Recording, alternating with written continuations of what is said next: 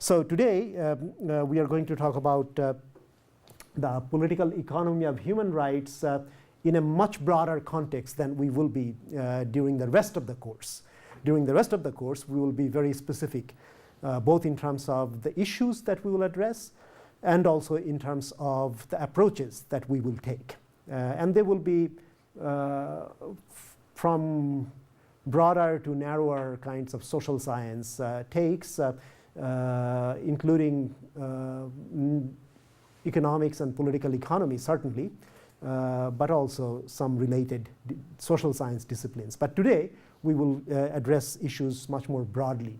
All of us know in this room that 1948 was that crucial year when Universal Declaration of Human Rights came into being. But of course, the struggle for human rights, as reading the chapter by Micheline Ishai and other things too, must have reminded you, started a long time ago.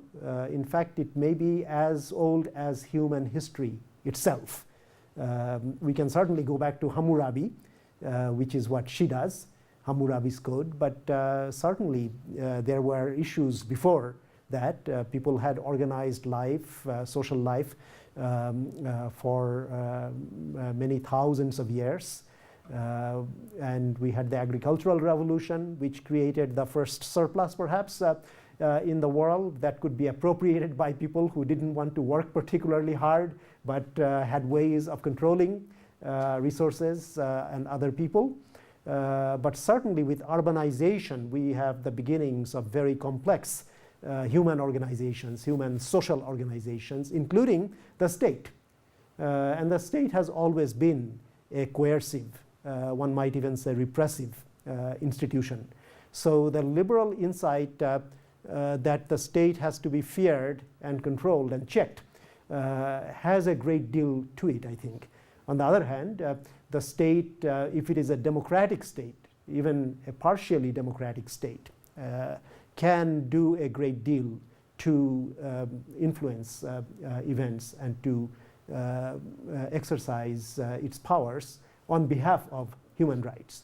And in that sense, I think Hammurabi's codes are very important because Hammurabi was acting on behalf of the state. He was the state, really. In absolute monarchy and empires, the top person, usually a man, but not always a man. We have to remember Cleopatra and a few others from history. That person would be not just symbolically the state and responsible to everybody, but really in terms of emanation of power, in terms of exercise of power, in terms of garnering the wealth and spending it, would be the focus. So this is our first introduction in human history to state-centric human rights, one might say. And from there we have a very complex and not continuous history of progress, one might say. But these meanders, there's a lot of going backwards. We don't have to go very far back in history. We can just recall that the rise of fascism in Italy, Nazism in Germany, and authoritarianism of various forms in various other parts of the world put human rights back by several centuries, one might say. And had those regimes lasted, fortunately they did not, it's hard to say if we would have had our 1948 Declaration of Human Rights at all. So it's really useful to remember that. And because in today's talk we will be talking mostly about how 20th century, especially the first half of the 20th century, affected our struggle for human rights and our consciousness. And we will be looking for reflections of that through art, literature, music, etc. It is very important for us to recall that in the context of human rights today.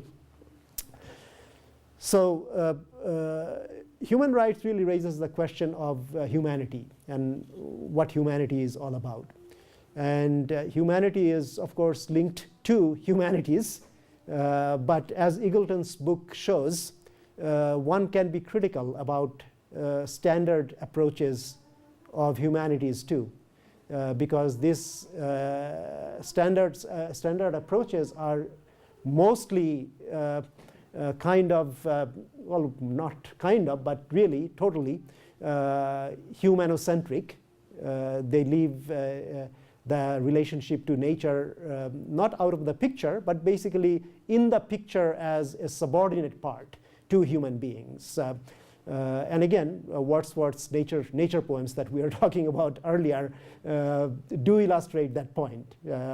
Ironically, though, Wordsworth and many of the romantics who extolled nature so much were not really aware of their relationship to nature, while they were accusing the industrialized or industrializing tendencies at their time and industrialists of corrupting and destroying nature, which certainly was true enough, and unfortunately is true even today.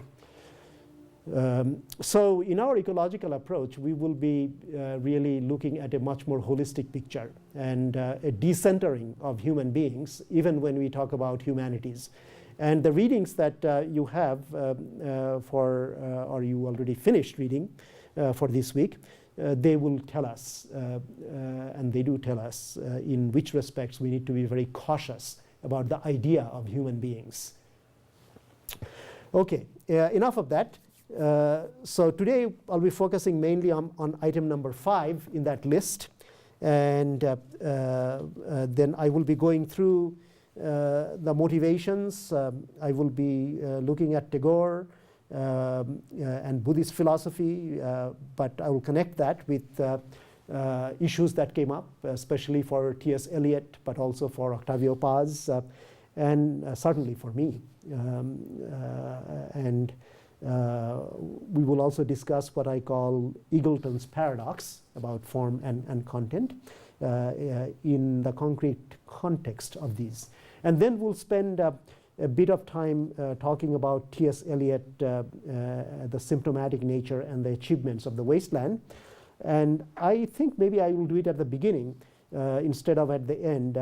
Another Indian poet, this time of Urdu literature, Mirza Ghalib, is a fascinating figure. He lived during very cruel times, just as Eliot's generation and Paz's generation and Neruda's generation lived through very cruel times of First and Second World War, and in case of Paz and Neruda, of course, the Spanish Civil War, which was a defining event of their lives as individuals and also their creative lives. Ghalib lived during the period of British rule when there was the first rebellion against that rule, which Indian historians and South Asian historians in general call the First War of Independence, which of course was not won, unlike the American War of Independence, unfortunately. And it was very brutally suppressed. And Ghalib was already in his 50s, late 50s, maybe even early 60s, and he had to live through that period of turmoil. But even before that, he had seen the decline of the Mughal Empire. It was really on its last legs, although culturally, the city where he lived, Delhi, was a flourishing city. And he was very much part of it. He moved to Delhi from another city called Agra, and some of you, maybe all of you know about the Taj Mahal, and that's in Agra. In those times, that distance was a very large distance, not just physically, but also culturally, because Delhi was the center of culture.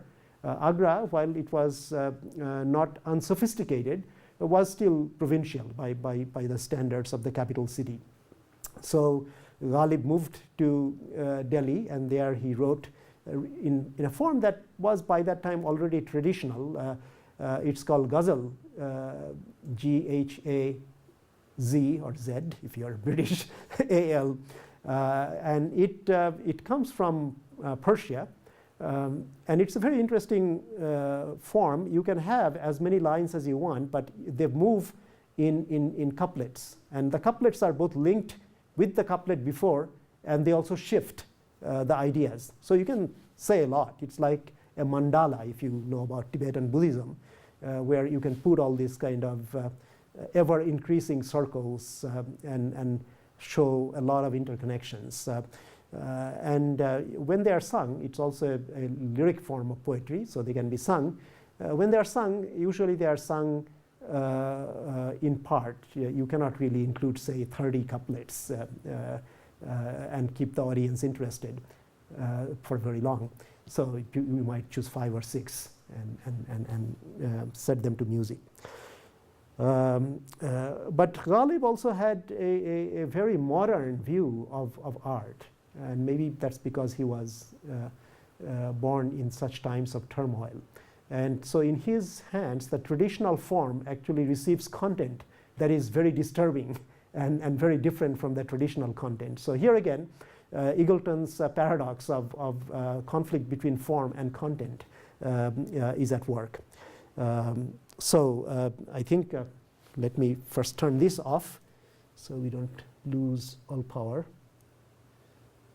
And then I will go.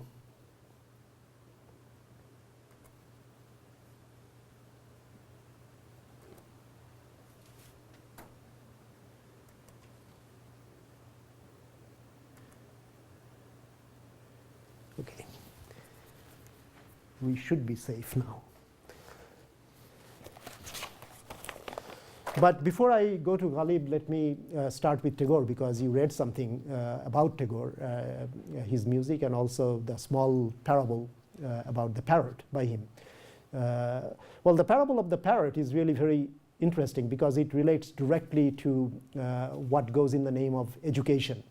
And he is very obviously making fun of the idea that education just means feeding on the part of people who call themselves educators, a lot of information, which is stuffing the parrot with these pages, and on the part of the students to regurgitate all that information. And then both sides are satisfied that something called education has taken place. Tagore himself, as you read, was a very rebellious student.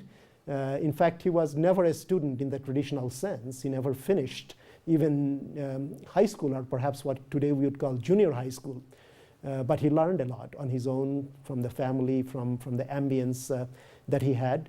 And of course, he had a very immediate and intuitive idea of human rights and rights of individuals, which truly is quite surprising in the context of the traditional Hindu culture.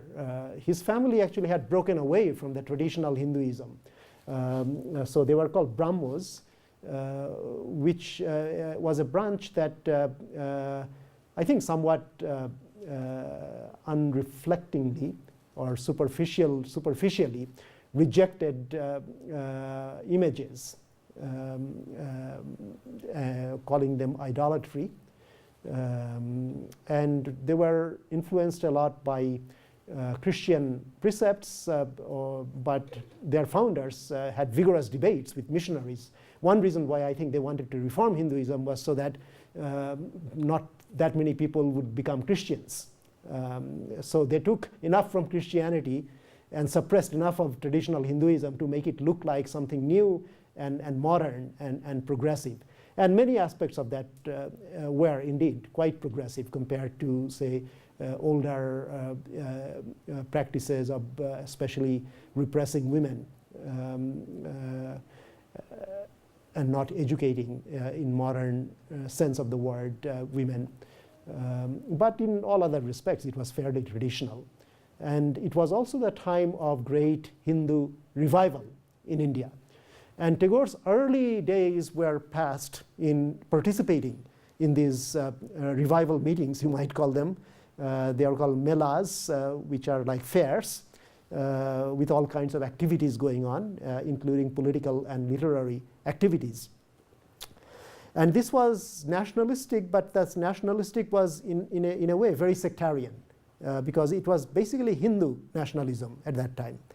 And up until, say, his 40th or maybe even beyond his 40th year, he remained kind of uncritical, or one might even say unreflective about these things. But one thing that changed, and I didn't mention it in the context of his music, was that because his family was this landowning family, and they had these lands in what is today's Bangladesh, near the river Padma, he was sent there to look after those things. And if you know something about the history of India, you'll know that India was divided on the basis of religion. It's more complex than that, of course. Religion was a reflection of many other kinds of inequalities. But one thing that was true was that after the British came, and the same person who surrendered at Yorktown, Cornwallis, in the New World, when he was sent to the Old World in India, he managed to enact this thing called the permanent settlement, which took away rights to land from a lot of Muslims, who of course were not very kind always to their tenants either, but they lost the land, and the tenants, who were a mixture of low caste Hindus and lower class Muslims, they remained the same. Their status really did not change, but the landholding went permanently to mainly Hindu landlords. But that was not all. For example, my family owned a lot of land. Actually, there are records of a lot of lawsuits with Tagore family and other families that are interesting to look at in light of what really happened. But Tagore was intimately involved in running the estate, as they were called, and he was very observant. So he observed rural life in Bengal with very critical eyes, and the humanist side of him really came to the fore. He saw all the inequities, injustices, the humiliation of the small by the big, and of course the greed, self-aggrandizement of powerful people at the expense of the less powerful.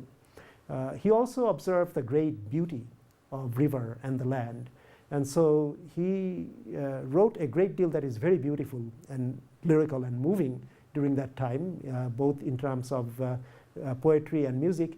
But one thing that is really exceptional is that he wrote a lot of short stories that are very modern. They're short, they have a point, they usually have a surprising ending, but they develop aspects of character and social conflict and individual psychological conflict in a way that is far ahead of not just Indian literature, which had a lot of good things going for it, but it simply, because of the socio-economic evolution, didn't have anything like short story, which is really about modern life, development of capitalism, urbanization. Those are the things that led to short story as a literary form, and even novel for that matter. Tagore was also a good novelist. He was not a pioneer here, but he was a good novelist. So these short stories actually give us the first hint that there was a lot of turmoil in his mind, and a lot of turmoil particularly about human rights and human beings in social settings of tremendous inequality. And this would preoccupy him for the rest of his life. He was, however, very deeply influenced by not just Western views of this, but also the traditional view. Sen, in his essay, kind of sets Gandhi and Tagore as oppositional figures. Tagore highlighting the rational aspect, and Gandhi highlighting somewhat irrational aspects. But both of them were probably a mixture of rationality and irrationality, if we use those categories. I don't think those categories really are apt categories to describe such complicated creative people as Gandhi and Tagore, but maybe for the time being they will have to do. But both of them were steeped also in the ancient Hindu scriptural tradition. Gandhi, of course, was a student of Bhagavad Gita, which is part of the great epic Mahabharata, which means greater Bharat, greater India. But essentially it's a morality epic. It's about the complexities of deciding what is right and what is wrong in real life. There are many layers of this, but it describes a civil war between two parts of the same family. So they are related, and yet they are fighting. And one part seemingly has been deprived of its rightful part in the division of the kingdom. Well, all fight is always over something like this, or a woman, but that famous Battle of Troy is not just about Helen of Troy, it's also about Agamemnon's ambition to found an empire. So in Mahabharata there is a part where one of the warriors on the right side, the Pandava side, his name is Arjuna. He is a great warrior, especially fighting with bow and arrow. He is great at slaughter, but he is disheartened seeing all his relatives arrayed against him. And his charioteer is none other than Krishna, who is an avatar, a reincarnation of God in human form. There is a trinity in Hindu religion, and one of them is Vishnu. And Vishnu is reincarnated many times on the earth, especially when the earth needs regeneration and salvation from evil. So Krishna tries to motivate Arjuna by offering all kinds of arguments. So there is a very rational part of this part of Mahabharata, which is called Bhagavad Gita. Literally it means song of the Lord or song of God. Gita is song. So he is trying to get somebody who is now on the verge of non-action. Actually I would say non-violent non-action, which is not unattractive to me and many others. But he's trying to urge this person to engage in violent action against his own kin. So it would be a very interesting argument, as you can imagine. And here Krishna resorts to all kinds of arguments. So early part of Bhagavad Gita is very logical. And so if you're trying to understand logic, rationality, etc., that could be a very good source. Of course, things are compacted. And I'll just try to play one segment that shows how this logic works.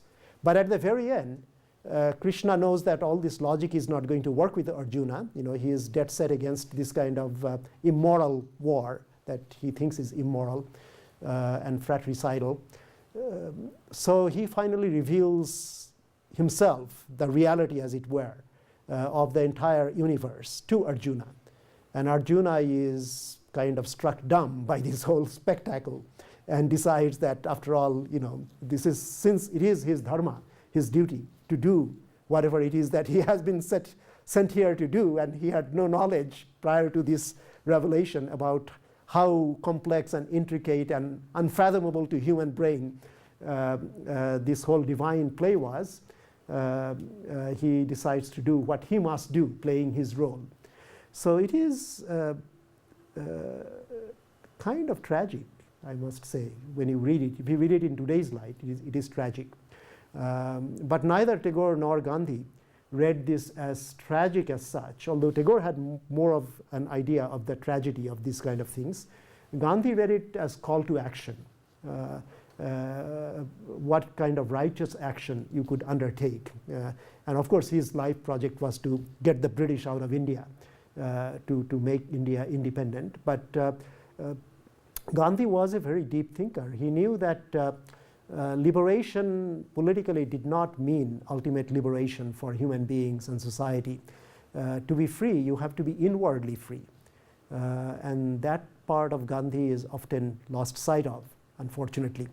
And Sen also does not mention that in his essay, because he is obviously interested in arguing for rationality, and he has chosen Tagore as his figure of rationality. That is one of the problems with intellectuals, especially people who love to debate. And Christopher Hitchens is, I guess, an example of that. So one has to be careful. But let me play this. This is actually by Ravi Shankar. His pronunciation of Sanskrit is quite good, and I don't know who translated these verses, but they are pretty good translations. And I'll just play one verse for you.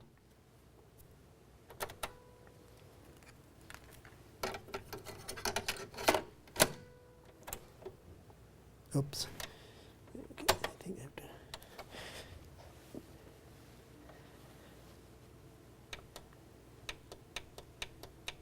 Okay, I think that's enough sound.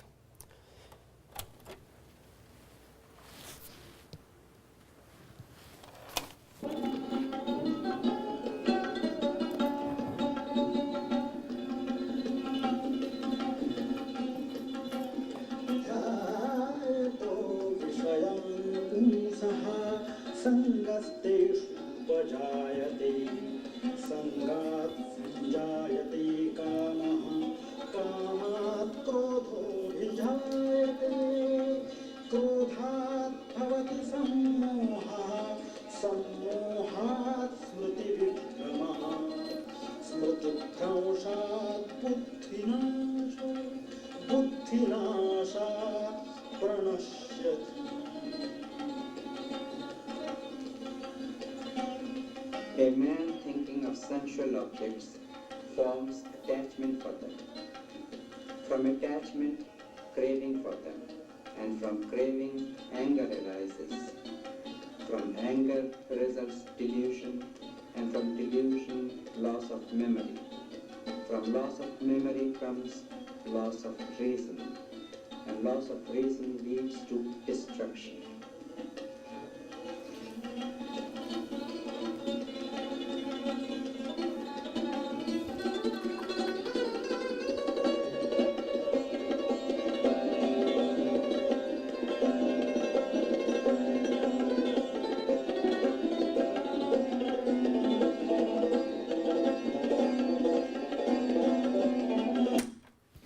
Okay, so the instrument in the background is sarod, which is a stringed instrument without frets.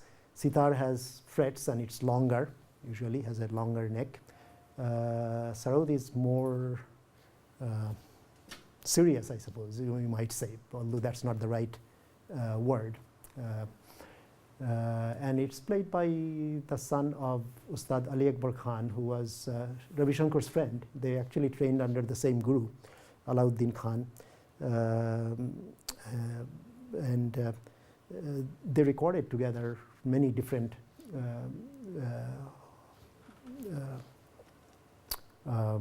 verses from Bhagavad Gita. So you might be able to find it online. Maybe you can look it up and listen to it. But you can see how this forms a set of kind of logical propositions in cause-effect kind of structure. One thing, one cause leads to another cause. Sensuous or sensual desire leads to something, that something leads to something else. And at the very end, you lose your intellectual bearing completely. So it's not a pleasant prospect, but it's also telling us that rational thinking is very important. But as I said, this kind of rational logic didn't impress Arjuna in the face of what Krishna was asking him to do. But Tagore was quite well versed in all these things. His father made sure that he studied these things. And to the end of his life, although he lost faith in the traditional kind of God, you can see that from his late poems, I hope, which are very deep and very simple and very direct. But he also had this affirmation that one who can persevere, one who can go on in the face of all these calamities and adversities, at the end earns the right to peace. The right to peace that is eternal. And that is an amazing realization, I think. And it's a realization that has to be earned and not just said. And in his case, I think it was something he earned through lifelong struggle. And almost everybody you have read, you can say that about them, that their creative activity and other activities also, I think, really are struggles against tremendous existential problems, which are made much more intricate and complex and intense by the times that they lived in. And our times are no less complex. If anything, they are more complex. So we are even more puzzled and more torn, and we bleed even more, one might say, if we are thoughtful and sensitive to all these issues. So here is, I think, a great relevance for Tagore in that respect. Now I want to go to Tagore's music before turning to literature. Let me see if this works. Okay, something has happened.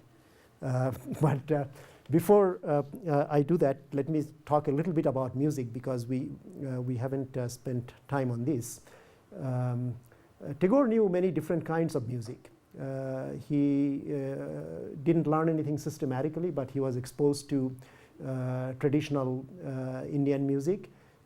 He was also exposed to, as a teenager, Western music, and he went to England when he was 17 and spent almost a year there, and took classes from very good people and stayed with a family that was very musical.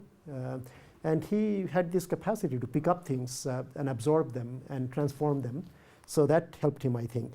But traditional classical Indian music is something that really stayed with him.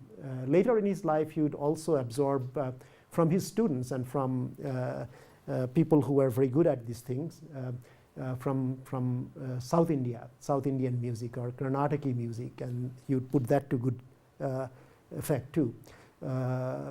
And there are two pieces that I want to excerpts really to play for you. One is an excerpt from a traditional classical North Indian classical raga.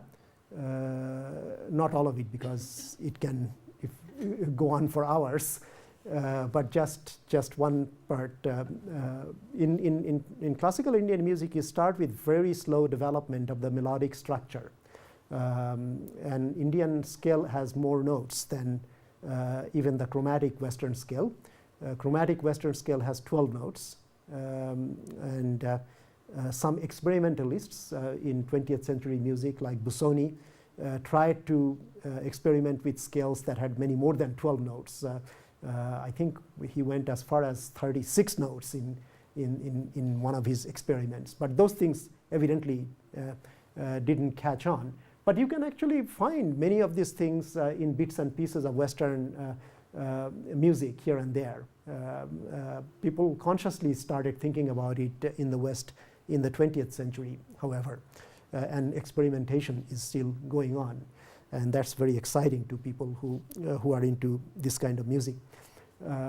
But Tagore was born into a scale that was, or a structure that admitted more melodic variation and experimentation than at that time Western music did. Then there was the folk tradition. He learned a lot from the folk tradition, both in the East and in the West. And so the second thing that I will show you is what he could take from the folk tradition and at the same time make it very modern, because the meaning of the song is very individualistic. And that if you kind of go by the standard and I think unreflective and superficial kind of East-West dichotomy you would not expect from somebody who basically is steeped in Eastern tradition. So it shows how dangerous it is to really be a victim of those things. Make sure I get the right one. Okay, let's hope this is it. This is a rag which they have all names which probably won't mean much to you unless you know about them already. It's actually an afternoon rag. That's why I chose this. It's called Vrindavani Sarang. And I'll just play the part that is called Bandish, which is a fixed composition. It's in 16 beats. So it goes, you start at the first beat, which is important, and then you have to go in cycles and come back. But if you know about rhythm, rhythm can be very intricate, because how you subdivide different parts of the same rhythm, even the 4/4 time, for example, which is in a way the simplest time, you can have tremendous variations. And one special fascination that many people have with jazz music, and I share that fascination, is the syncopation in jazz music, to do the unexpected things rhythmically almost always, and that is so wonderful.